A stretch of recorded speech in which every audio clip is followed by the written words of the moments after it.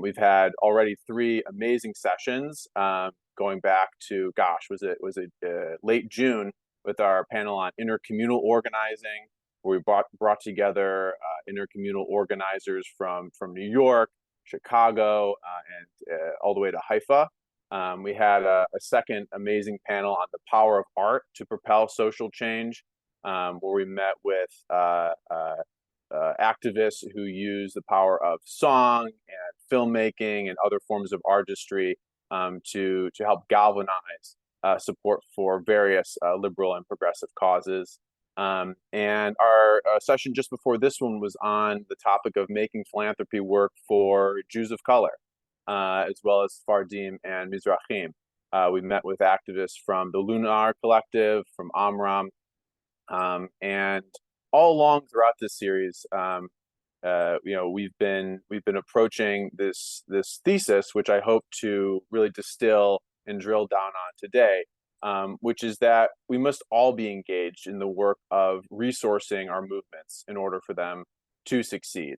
And I am really excited to drill down on that question today, and expand it, and so that we can see how each of the co-sponsoring organizations, NIF, RiseUp, and the Jewish Liberation Fund, are pursuing that work and trying to expand the horizons of collective giving. And so, when we talk about collective giving and philanthropy, these are terms that people might have different definitions for. But for myself, I really think of them as terms that can be used sometimes interchangeably. I know for me and a lot of the people in my communities, the term philanthropy can sound a little scary, or it can connote something that's far off or distant. But for us, when we think about how we can all do the work of making sure our movements, our campaigns, our organizations are well resourced, that's where we start to think about collective giving and this active process that we can all be engaged in, not only for the people who are donating tens of thousands of dollars a year, but for people like myself who might be able to afford to give a little bit less than that, and still give in a really significant, organized way. And so I think what's especially interesting going into the panel discussion today is thinking about what's at stake for our broader American Jewish community, and how each of our organizations relates to the larger politics at play when it comes to philanthropy and collective giving in the American Jewish community. There's nothing less at stake than funding movements for justice and equality, to combat the other organizations in our community that are actively funding racism and authoritarianism, when it comes to issues in this country, in the United States, as well as in Israel, Palestine. And so it's important to acknowledge that there are these live struggles going on in our communities at this moment, and that we're all implicated in it, and we're all part of it. And so hopefully today we can think about how each of us and each of these organizations situates itself in those struggles, in those conflicts. So before we get into it, and before I introduce our amazing panel today, I wanted to say a brief word about my own experiences and how I have begun to approach these questions of funding and of philanthropy. For me, most of my activism has been really grassroots.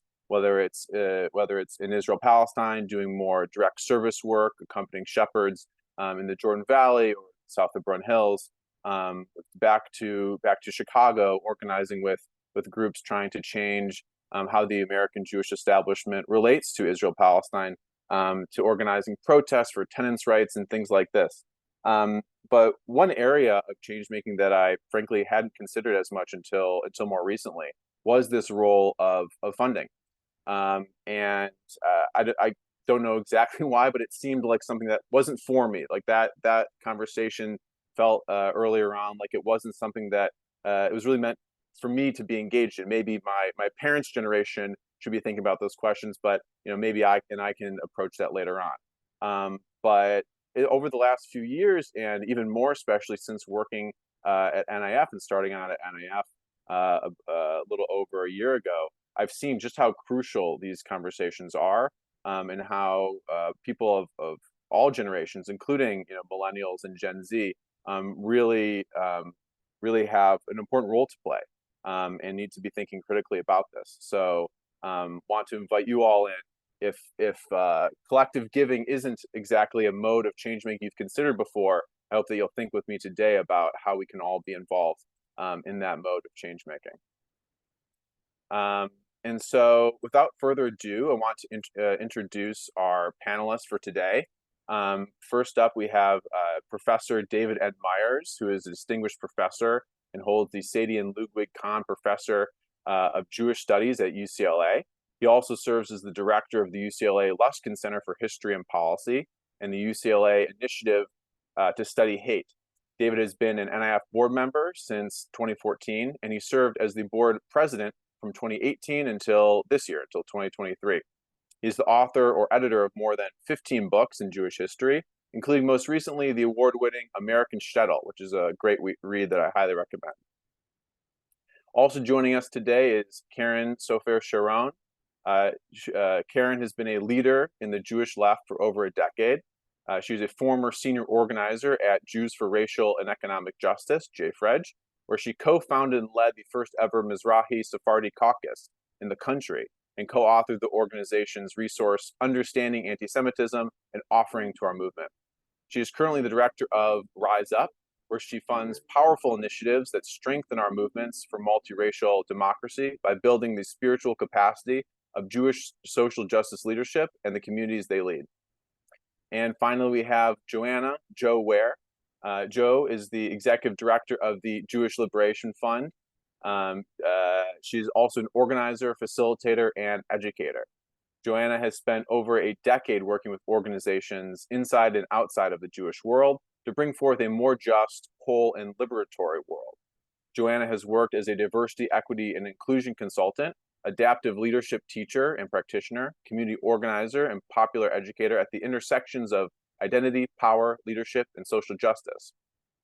For many years, she has worked for LGBTQ equality in the Jewish community as a core member of Keshet's program team. Welcome to all of our wonderful panelists. So to start us off, I want to get at the theories of change that motivate each one of our organizations. And I want to do that in a way that really speaks to the unique value add that we each have here. So starting with you, Karen, and the RiseUp project. Your organization really focuses on cultural, spiritual, and ritual elements of social change. And I'm curious to hear more about why that angle is important for your organization and what your goals are in pursuing that angle of social change. Thanks, Zach, and thanks everyone for being here, taking your lunch hour to listen to this conversation. The simple answer is that at RiseUp, we prioritize spiritual, ritual, and cultural tools because we think they're fundamental in winning the kind of multiracial democracy we're after. But let me sort of get at why through a bit about me and a personal story. So I grew up in Queens, New York, in a very multicultural immigrant community, in a multiracial home. My dad is Ashkenazi, my mom is Mizrahi, and also in a very politically and religiously conservative Jewish community. And I did all the sort of right Jewish things. You know, I went to Jewish day school, Jewish summer camp, and I developed a relationship to Judaism that I think many of my peers have, which is one of memorization. You know, I learned all the things I was supposed to learn about being Jewish. I learned the prayers, I learned the rituals, I learned the Torah, the prayers, but I never actually developed a meaningful relationship to what it meant to be Jewish. And as I came of age, I started to push back and question a lot of what I'd been taught. You know, I also grew up in a community that was very insular, very afraid of the other, had a very narrow understanding of anti-Semitism, and in a very vibrant diasporic Jewish community, in a really complicated and dynamic city, I was taught to just isolate myself and only surround myself with other Jews. And so as I came of age, came out of the closet, back, that wasn't really popular. And for a long time, it felt like I needed to really leave my Jewish community in order to seek the justice that I was interested in. That's what I did. You know, I threw myself into public school system, nonprofit education work, youth development work, and for many years found a lot of meaning making an impact on a small scale in one-to-one relationships with my students. And, you know, of course, it was important for me to be able to impact people's individual lives, but something kept nagging at me, you know, that I actually wasn't having any impact on the systems that my students were up against. And I found an organization, Jews for Racial and Economic Justice, at just the right time in my life.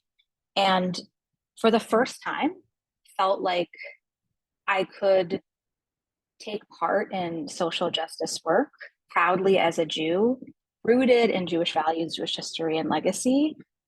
And I didn't have to compromise on one or the other in order to do so. And so I fell head over heels in love with community organizing. You know, I learned all about building power. I learned about building campaigns. I learned about building a base of people. I learned about transforming people's political consciousness.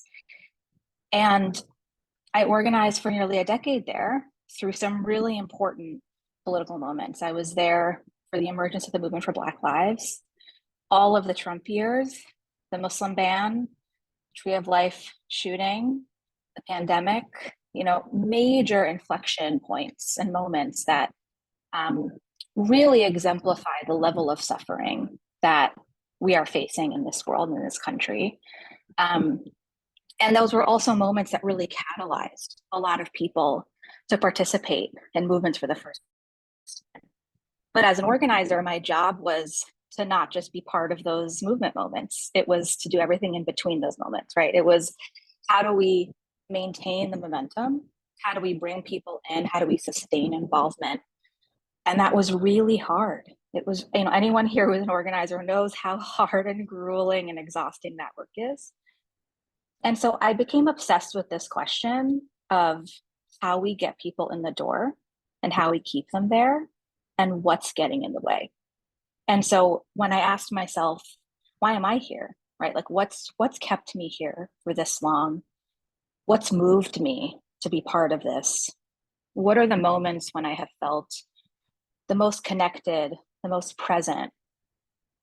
They were moments like being led by a group of Black Jews in the mourner's Kaddish after the death of Eric Garner. They were moments like being led by my Arab Muslim sister in the Muslim prayer for the dead after the Tree of Life shooting. There were moments, you know, where we were given tools for collective grief and mourning and to make sense of devastation and suffering, but there were also moments of extreme joy, celebration, euphoria, you know, surrounding Jewish holidays and ritual, like witnessing a hilarious Purim spiel that was rewritten, you know, to be relevant for the struggles in my city, like getting cops out of schools. Or it was for the first time being in a queer-led, egalitarian Mizrahi Rosh Hashanah service for the first time in my life, right? And knowing that that came out of this political community that I was part of.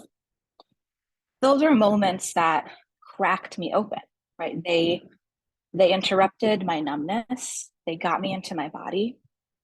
They helped me cry when I needed to. They helped me laugh and smile when I needed to.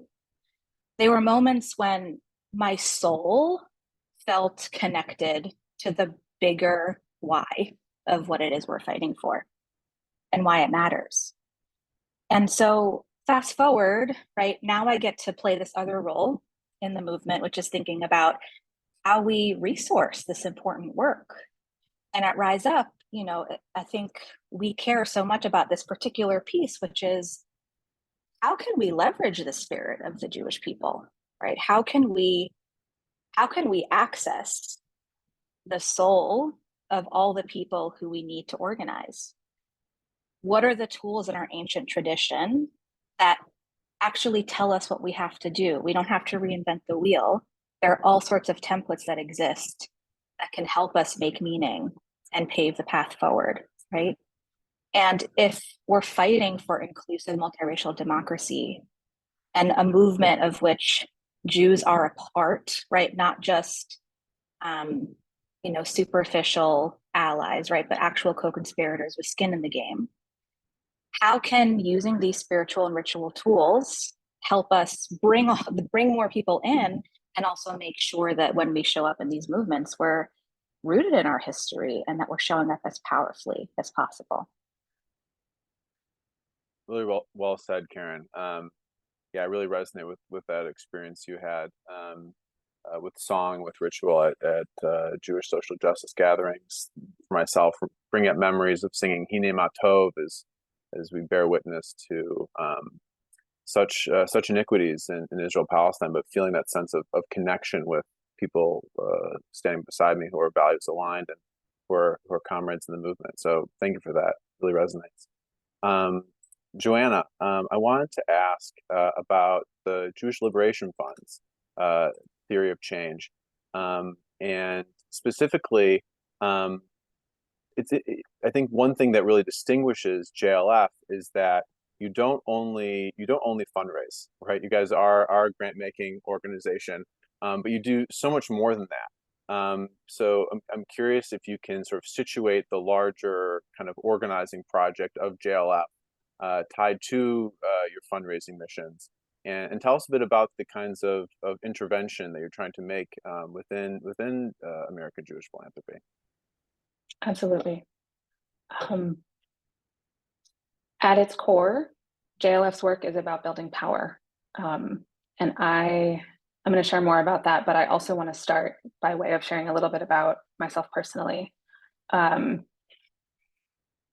love being on this panel with Karen because I feel like we have really polar opposite different stories and then have landed in really, complementary, aligned work as comrades. And I just love that diversity across our movement. So I grew up in a progressive interfaith family in Southern California. Both of my parents are scientists, and my grandparents on the Jewish side of my family were also fairly secular. I come from multiple generations of pretty secular Jews, Sephardi and Ashkenazi. And as a young child, I was the primary motivator for our family joining a Jewish community, and not in the way that is true for a lot of families, which is like, oh, we have a kid, now we join a synagogue. When I was 8, I started going to church with all of my close friends, and my parents said, okay, we should find somewhere to channel this that is a little more values aligned. And I picked the synagogue. So we joined a synagogue when I was 8 years old. And I have always felt a very deep sense of ownership over my Judaism and Jewishness from that very young age, which has sustained me personally. Speaking to the power and importance of spiritual grounding, that has been really core in sustaining my work in the Jewish world as someone who's often bridging between people very firmly rooted as insiders and those of us who have also, see ourselves as outsiders, or in some ways on the margins, or feeling like we don't fully belong.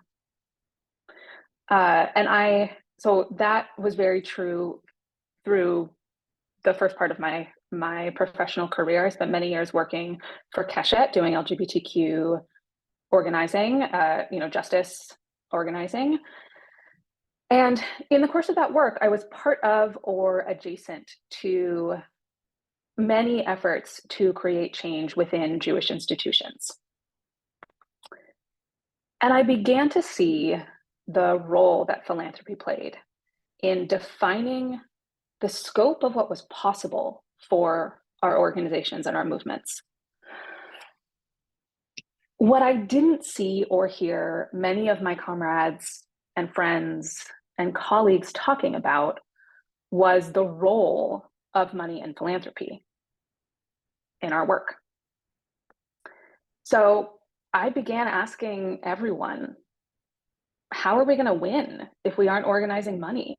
How do we think we are going to make major change in these institutions for, right, whether your take is cynical or not, right? We live under capitalism. We have, all of us, bills to pay, right? Every organizational ED has people on their payroll.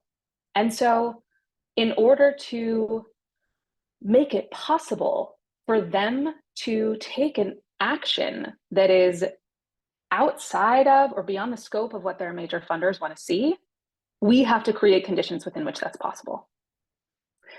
So I kept asking that question, right? How are we going to win, and who's organizing money on the Jewish left? And mostly what I heard was, that's really important work, but it's not our lane. Or, yeah, there were some efforts at that, 10, 15 years ago, but there's nothing really happening right now. Eventually, I asked enough people, and the right people, some of those questions. And in 2017, and late 2016, I was connected to a small group of activists, organizers, and philanthropists who gathered together for the first time in 2017 to sit with the question of what would it mean to transform the power relationships between our movement on the Jewish left and those who have the power to allocate resources. What could look different? JLF, the Jewish Liberation Fund, emerged as an answer to that question. And what our organization does is, one, Zach, like you said, we raise money and we give it away. We are what's considered an intermediary. So we raise funds. We don't have an endowment. We don't have a pool of funds that we give away the profits that it generates. We raise the money that we give away every year, and we give those funds away to movement building organizations, Jewish movement building organizations working across the United States. One of the ways that we shift power is by being very intentional about who makes decisions about how those resources are allocated. So JLF Steering Committee is composed entirely of Jews of color and Sephardim and Mizrahim, and that's who's in charge of allocating resources. These are folks who have deep relationships within the movement, have really important expertise, and are not in their roles because of how much money they can raise, but they are in those roles because of the value of their wisdom and leadership. So that's one way that power is shifting. The other core piece of our work is really focused on organizing donors on the Jewish left, ranging from grassroots donors who can give $18, who are giving $5 a month, to our major funders and foundation partners. But we are really interested in inviting Jewish philanthropy to meaningfully sit with the question of, if we want to see transformation in our world, if we want to see a world that is more whole, more liberatory, safer for all of us, we have to be willing to look at power.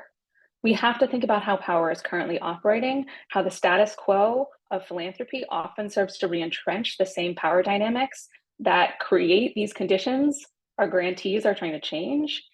And we have to be willing to sit with some of the uncomfortable tensions of trying to transform a system that also sustains us. Mm-hmm. Right on, right on. Yeah, and it's been so exciting seeing JLF come onto the scene these past few years, and I've loved coming to so many of your educational offerings where you're asking these really important and often provocative questions, provocative and necessary questions.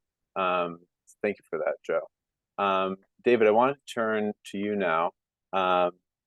We at the New Israel Fund often speak of ourselves as the engine of civil society in Israel, and for many decades, for over 40 years, we've been the most significant funder on the left, the wider spectrum of the left in Israel. Could you explain a bit more to the audience what this phrase "engine of civil society" actually means? And could you also tell us a bit about NIF's significance for the critical change makers on the ground in Israel Palestine today? Again, with I'm I'm interested in bringing our audience into the ways in which NIF isn't only a fundraising organization, but all of the important work we do in addition to making grants. Sure. Let me follow the path of my colleagues and just say a word about where I come from. I actually come from Scranton, Pennsylvania, and in some sense, I guess, navigate between Karen and Joe. I was raised in a traditional conservative, capital C, but very liberal Jewish home, where my parents and grandparents were community leaders, and the job of supporting the community in both the local and global sense was very much a part of my childhood experience. As I narrate my own life path, I headed in a different direction. I went into the academy, and I was a thinker and a scholar and a researcher, and really knew very little about this activity that my parents and grandparents had engaged in amply, called philanthropy. But then it turns out I wanted to create things at my university at UCLA. I couldn't imagine why the chancellor of our university did not designate Jewish studies as the top campus priority until my wife sort of reminded me, well, there's oncology and, and mental health and income inequality. And like she named about 15 things that might be considered somewhat more important than Jewish studies. And thus began my career in philanthropy. As I often say, my great teacher, Yosef Chaim Yerushalmi, never gave us a seminar in philanthropy in graduate school. It was learn as you go. And I should say that over the course of my time, more than 30 years at UCLA, I've come to love the activity of engaging really those whom I think of as philanthropic partners, who have allowed me and my institution to do really wonderful things. I often think of philanthropy as, sort of the activity that we must embrace in a less than perfect world, right? Maybe in Olam Haba, there will be no need for philanthropy, right? There'll be no need for that which operates, as Joe was suggesting at the end of her remarks, in sort of a capitalist system. But I often think two things. One, if those are the rules of the game, then I'm going to play by them and seek to maximize the potential to build. But I think there's another answer, which is to the question of, so why do we engage in this activity? This sort of core impulse is deeply rooted in the Jewish tradition. Every day we talk about the ger yatom v'almana that we must support, the stranger, the orphan, and the widow that we must support. Tzedakah, from the Hebrew word tzedek, justice, is deeply rooted in the medieval and modern Jewish experience. The activity of mutual aid societies, rooted in the Jewish socialist experience, was an important part of the transition of so many immigrants from Europe and the Middle East to the United States. So I think there are ways in which we can add a measure of historical depth and nuance to the activity we're engaged in, which make it seem not a modern innovation, but really something that has deep roots in our tradition.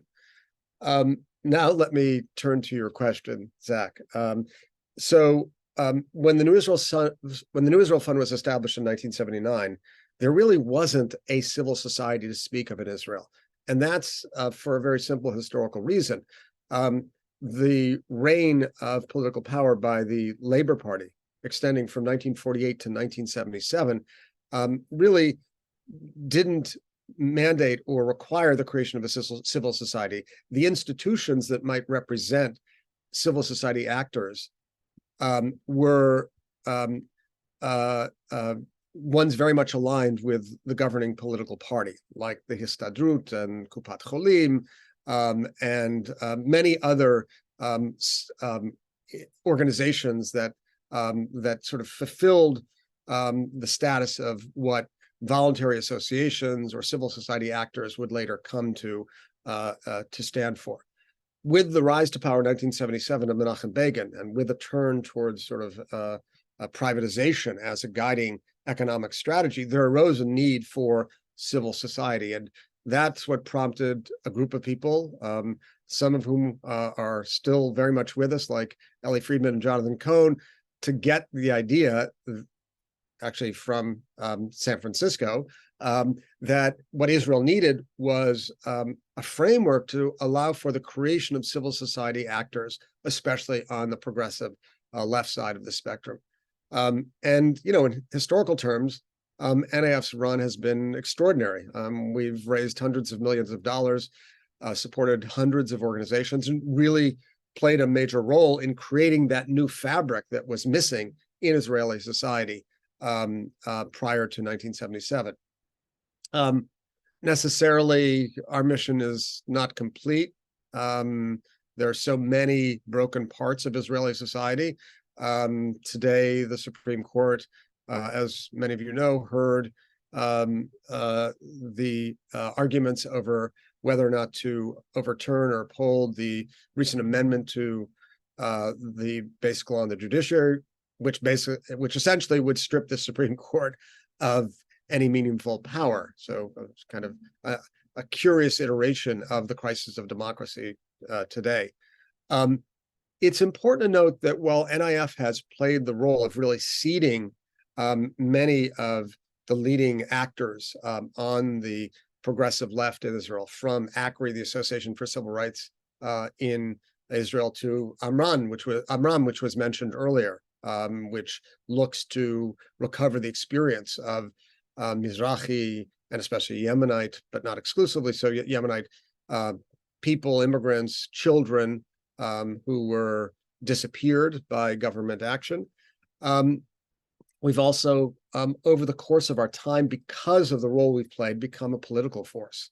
And at various points in recent history, NIF has sort of been cast as the opposition, to the long Netanyahu decade that began in 2009, that had a one-year lapse, but is continuing. And that's a role we sometimes embrace and sometimes don't. We were there to help seed the beginnings of the protest movement. Now, Israeli donors have stepped in to support the protest movement, and we've moved to sort of adjacent tasks like supporting the people who are running the protest movement, from everything from legal to psychological services. But what I think is important to summarize about NIF's activity are two things. One, our theory of change is bottom-up, grassroots change. We believe the revolution is going to come from the bottom up. We believe it's going to come by supporting the fight for justice and equality at the local level, every city block, every school, every community, bring equality of access to medical services, to cultural interactions, to political engagement in a nonpartisan sense. That's our theory of change. We don't just give money, and I think, Joe, you hinted at this in your question to Joe. We don't just give money. We also, through our wonderful longstanding department, Shatil, provide capacity building consultation to every grantee. We don't just give money and say, good luck to you, come back to us at the end of the year with your report. We are invested in each and every grantee's success by providing the services of Shatil. Excellent, David. I want to pause you there, and I'm going to come right back to you with this next question in a moment. And I see that we're clipping along. It's already 12:40 Eastern. If folks do have questions, we're going to have time for Q&A at the end.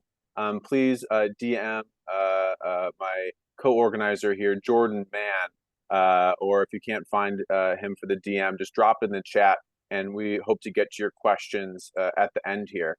I want to focus us again on how each of our organizations relates to the broader Jewish community when it comes to the politics of philanthropy. And David, I want to come right back to you and ask you the question: who are the funders that we at NIF are up against in these live political struggles in Israel Palestine?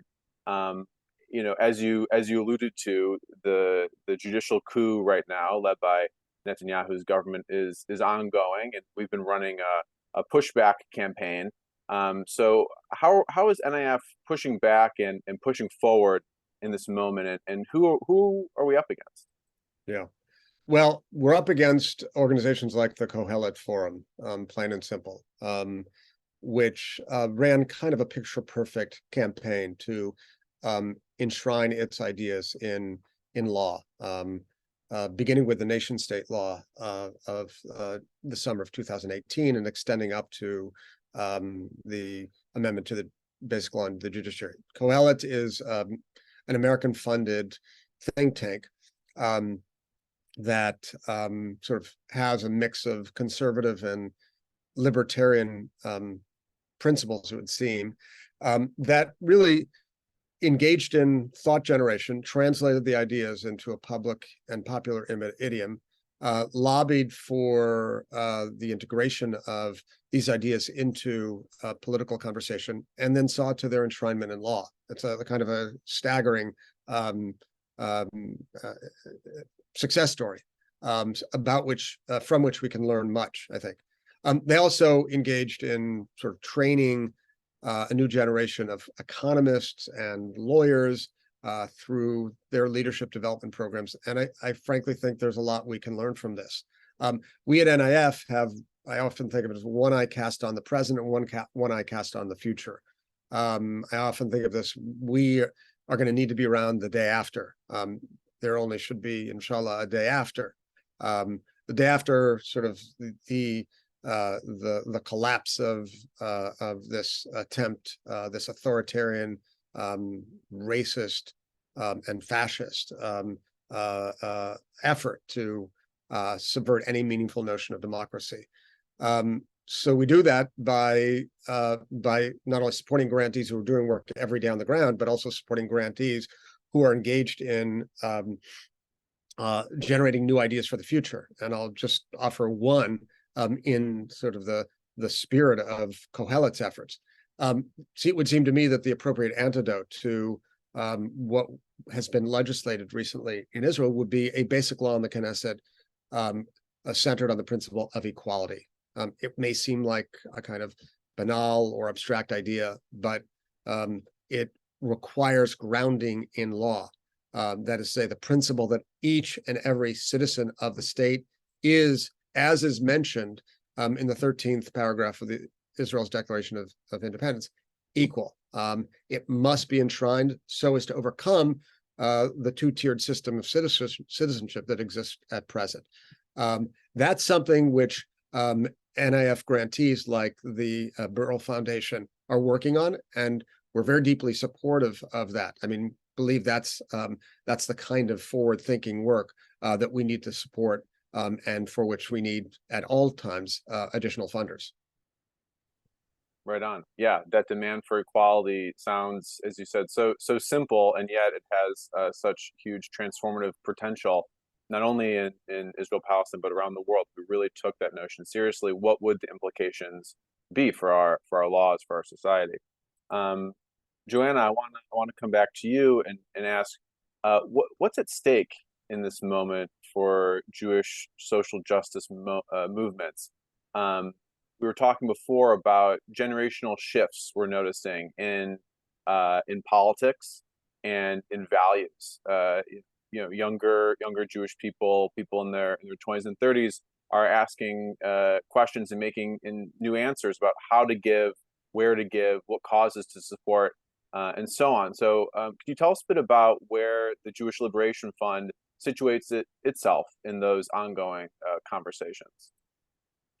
Absolutely. And I actually want to speak, and I will try to be concise, to two trends I'm seeing vis-a-vis this political moment and dynamics in philanthropy broadly and within Jewish philanthropy.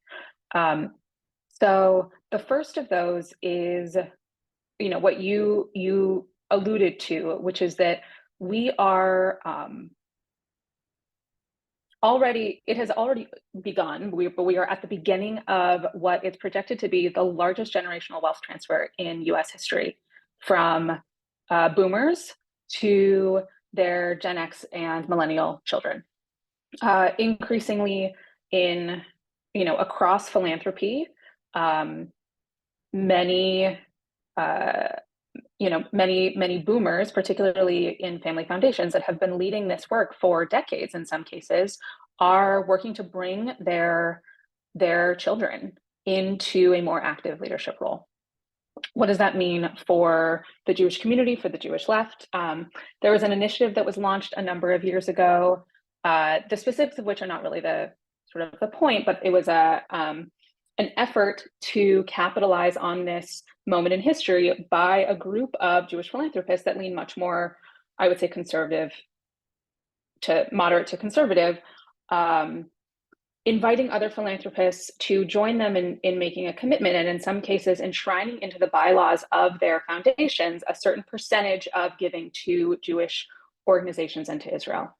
And that effort, if not countered in some way, depending on how those bylaws are structured, depending on what's written in there, could result in really locking up resources for the Jewish community at a moment when a generation that is largely more progressive than our parents is coming into a position of power. So I think that there's a real opportunity for the Jewish left right now to be taking philanthropy and these shifts within philanthropy seriously, and thinking about how we can be building relationships and political power in order to invite this next generation of philanthropists into the work with us in a meaningful way. I think the other thing to lift up that, tracks in an interesting way with this generational shift is that younger generations of American Jews have really different attitudes towards Israel-Palestine than our parents and grandparents. There have been significant generational shifts, and also increased numbers of alienation and disconnection from organized Jewish life. And so I sort of see all of those different factors, and the questions that emerge for us are, how can we make the case to people who may or may not feel like their philanthropy as Jews needs to be Jewish in any way, right? They have their own particular relationship to Jewish identity, to wealth, to philanthropy. How can we invite them into this project for the sake of the political future that we're working towards, where I do think we actually have a lot of alignment and overlap. And the second dynamic I wanted to lift up is actually really related to that, which is that I think that we are at a really critical moment for our democracy in the United States, and certainly also we are at a critical moment for the political reality in Israel-Palestine. And but I will speak to the United States. We have seen a decline over the last 7 quarters in giving to the left. Now, most of these numbers come out of political giving because it's easier to track, but often political giving trends also mirror trends in terms of nonprofit giving. So that decline is being felt across our movement. We are seeing foundations that made big commitments to JOC-led work, for example, in 2020, really contracting. We are seeing foundations that have been major funders of movement building work for a long time, shifting their focus and contracting. And this is happening at a moment where I believe we actually need a significant infusion of resources into our movement, given what we are seeing in our political climate in terms of rising anti-Semitism, in terms of attacks on the kinds of multiracial democracy that our movement is trying to build. The only way I think we're going to win, and that we're going to win in the context of really tight multi-faith and multiracial coalitions, is if we're resourcing grassroots organizations that are actually in relationship and can help us, all of us collectively, micro and macro scale, navigate through the moments that we know from history are coming, of anti-Semitism being weaponized to, in an attempt, as the J. Fridge Guide on Anti-Semitism so beautifully illustrates, over and over, anti-Semitism is wielded to try to shatter coalitions on the left. Right. This is a moment politically where we need an infusion of resources and they are contracting. Right on. Yeah. No, it's yeah, you have to remark on the fact that at the same moment, Israel, Palestine, and the United States seem to be headed towards constitutional crises, or those are distinct possibilities on the horizon in both countries. And you've certainly seen in the United States, as you said, funders taking their foot off the gas as we have a Democratic president in office, and we've gotten some positive social legislation passed. People think, oh, now is the time to kind of slow down. But as you're saying, if we really take seriously what appears to be emerging on the horizon, now is the time to step on the gas and to double down on our commitments to these causes, not to ease up, because there's trouble ahead. Karen, I wanna come back to you and ask you this same question about how RiseUp sees its role in the political battles of our day and the changing landscape of Jewish life in the United States. Oh, and then sorry, we'll have a little bit of time for questions at the end. So if people are holding on to their questions, please do drop them in the chat now, and we'll do our best to get to them. Sorry, go ahead, Karen. Yeah, so lucky that I get to go after Joe, who just like painted this amazing picture. This data is invaluable, and at RiseUp, you know, we're seeing the impact of a lot of this data that you all have compiled. Certainly amongst our grantees who are reporting the same contraction of grants that came out of the racial justice uprisings in 2020. But I'll just add a little quick piece from my perspective, which is that I spend a lot of time talking to mainstream Jewish funders, thinking a lot about what the case for support is for our work. And I'm continually struck by how much Jewish funders in particular are still thinking about Jewish continuity as a concept and thinking about, you know, what they call the crisis of Jewish continuity. And, you know, Joe spoke a little bit to this already, that we're seeing so many shifts in our generation in terms of what Jewish engagement looks like, and it doesn't look like it used to, right? So, you know, across all faith traditions in the US, not just in the Jewish community, participation in organized Jewish life in houses of worship across the board has been declining for decades, right? So this is already pinging and creating panic for Jewish philanthropy, because these are the only metrics that folks are looking at, you know, synagogue membership, Jewish day school membership, Jewish camp membership. And we're already seeing that, you know, I think many of us on this call probably already have experience with how wrong that is, right? Jewish engagement is higher than ever. You know, like I feel like the number of people that I see at a protest, you know, has outnumbered what I grew up with coming to Saturday morning services, right? And that has given me a really important impression of what it means to be a Jew today. So many of us are more progressive than our parents are.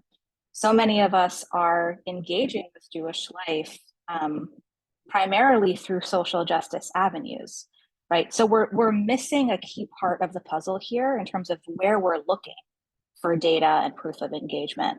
And so, you know, the other thing in terms of the changing landscape in American Jewish life today is that, you know, we have still yet to reckon with the reality of the diversity of the Jewish community, right?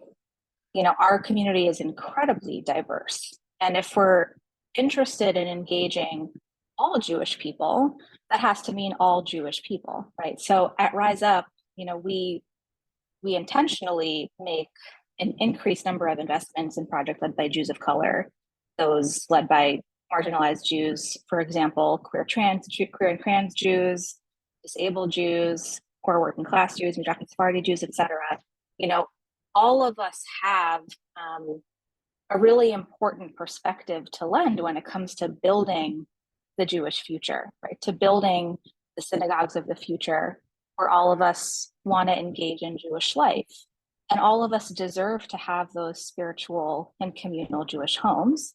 And we deserve to have spiritual leadership that looks like us and has shared experiences with us, right? And so what we're seeing is making that investment is not only just and long overdue and necessary, it's also a key part in expanding entry points for hundreds of thousands of Jewish people who are excluded from traditional Jewish spaces, people who come to high holiday services and are racially profiled or misgendered or otherwise excluded and never want to come back to services again, right? All of us need to have an avenue for Jewish life, right? And it's, I'm glad that we're on this panel with folks who are making a strategic investment in this work, and it's time for the rest of philanthropy to catch up. No doubt, no doubt. So well said. Yeah, so I guess my last question before we go to Q&A actually gets at something you already were sort of beginning to talk about, Karen, which is how each of our organizations are trying to bring in more people and new people, including and especially those from underrepresented communities, marginalized communities, to our work. How do we use the work of fundraising and of collective giving as a means to build this movement so that we can go to scale and really bring in lots more people than who were engaged before. And I invite folks I invite our panelists to jump in.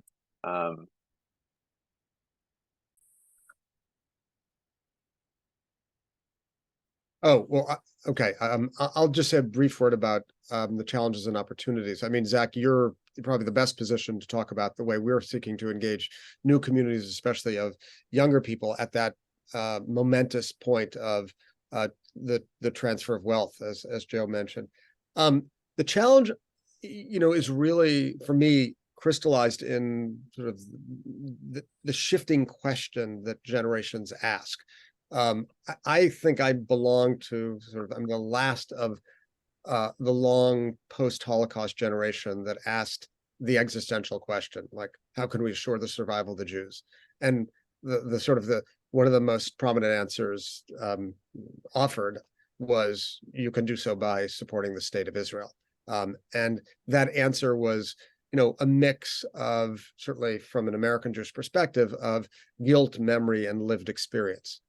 But it's really important to note it's not the question that my daughters ask at all. They ask, like, how can we live with something that's morally and politically unacceptable to us, referring to the Israeli regime. When it comes to that, then that's not the entirety by any stretch of the imagination of their Jewish question. That's a piece of it. That's a real challenge. I'd say, there are a couple of responses to it. In some sense, when Benjamin Netanyahu was elected again on November 1st, 2022, and put together the coalition that included the likes of Bezalel Smotrich and Itamar Ben-Gvir, I encountered longstanding donors, mainstays of the Jewish community, who said, I've come to the conclusion that my investment wasn't a sound one. Sort of really powerful experiences from veteran philanthropists. But then the protest movement began, and people kind of realized that there might be a measure of agency here that could be leveraged. And in some sense, the protest movement has been very, very good for opening up new possibilities. We at NIF have had a very successful fundraising year with both old and new donors across the generational spectrum.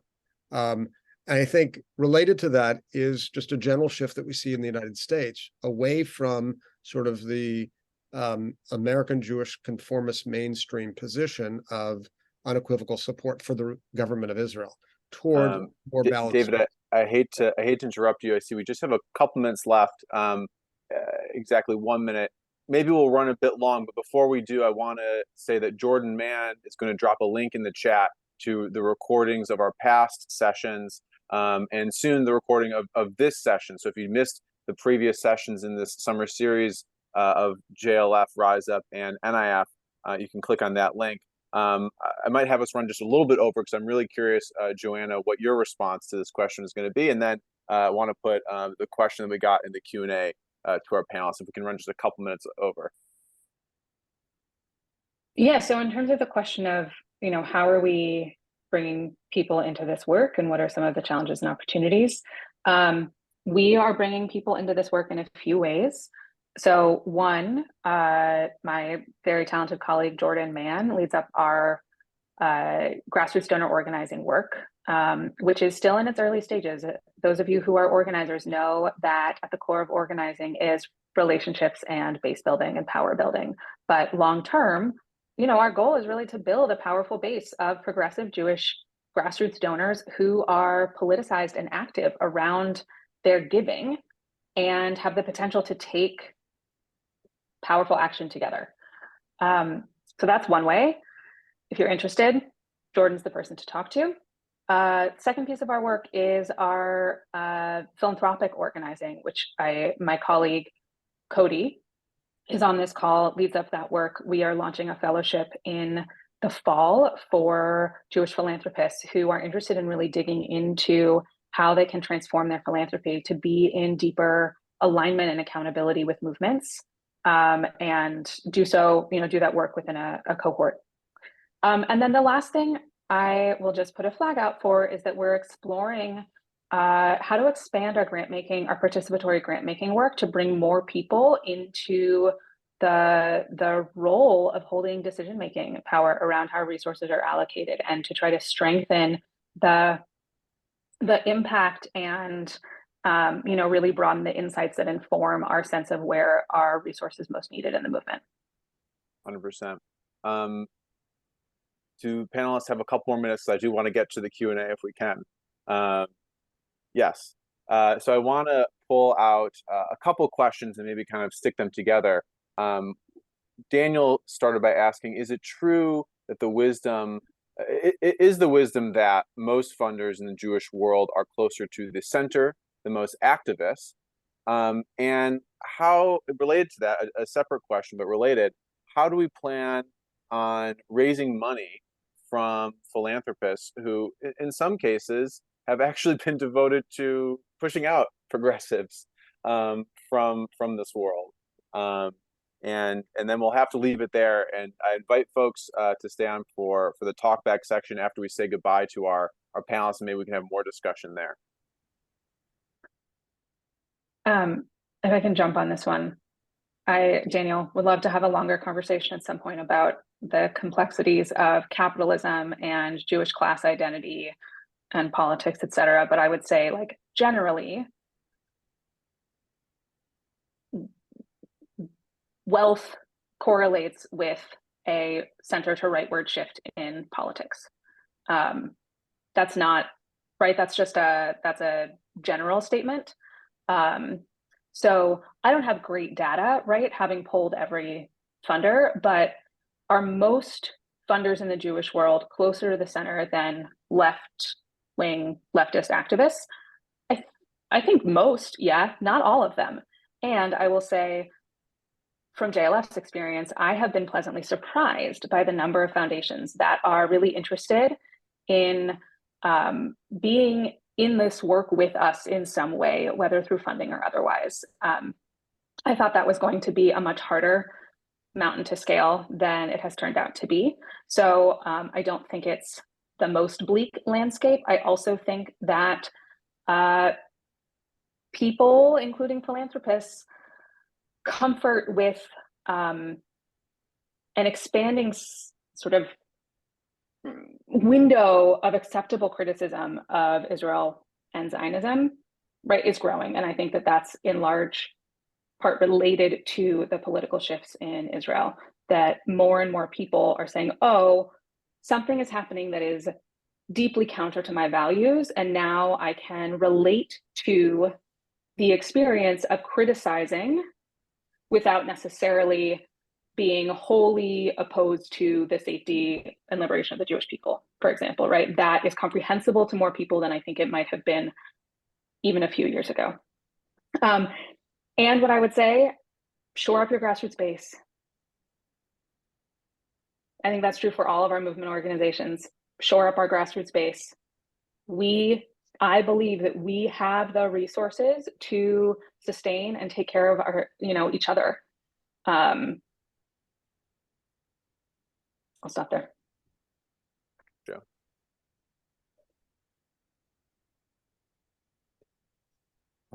I'll offer just one sentence that builds on what I said the last round. The protest movement has begun to shatter taboos and blur boundaries, and in what I think is a very productive way. I think it's certainly evident in Israel, where you see a vast generational and, for that matter, political spectrum engaging the protest movement. Of course, now the challenge is to translate this remarkable manifestation of political power, of people power, into meaningful structural change, deep structural change. But I think some of this is coming back to the United States, and I think the culture of conformism that has been at the heart of American Jewish communal organizational life is dissolving at a quicker rate. And that opens up exciting new possibilities. So I think we need to crack it open even further and sort of align with that protest movement and see it as part of the global struggle against authoritarianism that is so terrifying. Right on, today. right on. Well said, David. I think we have to close it out there. We're already 6 minutes past the hour. I want to thank all of our panelists, David, Joanna, and Karen, for your really thoughtful thought-provoking answers today. My co-organizer, Jordan Mann. Jordan, I don't know if you want to pin yourself for a moment and come on camera. He posted the links about how to get involved with each of our organizations in the chat. I want to really thank Jordan for organizing this series with me. Jordan, it's really been a pleasure. It's been great working with you. I think this has been a fantastic series, and I think today we really closed it out so nicely. So Kolak Avoda, Appreciate it, man. It's been my pleasure as well. You're gonna make me blush with all these nice things you all have said about me this whole time. I don't actually really blush, but I do appreciate that, and it's been a pleasure and really great to both work with you, Zach, and have the wisdom from everyone who's been a part of this series over the course of the whole time. Everyone who's here right now included, obviously. Yeah, and so again, thank you to RiseUp Initiative and to New Israel Fund, and of course to the Jewish Liberation Fund for making this all possible. If folks do want to, we're going to say goodbye to our panelists now. They've been generous enough with their time, but if people do want to stay on the call, we're going to have a talkback section where we'll stop the recording and have the opportunity to kind of digest together some of the ideas that we brought up during the main event. So thank you again, David, Karen, and Joanna, and folks are invited to stay on for a little talkback.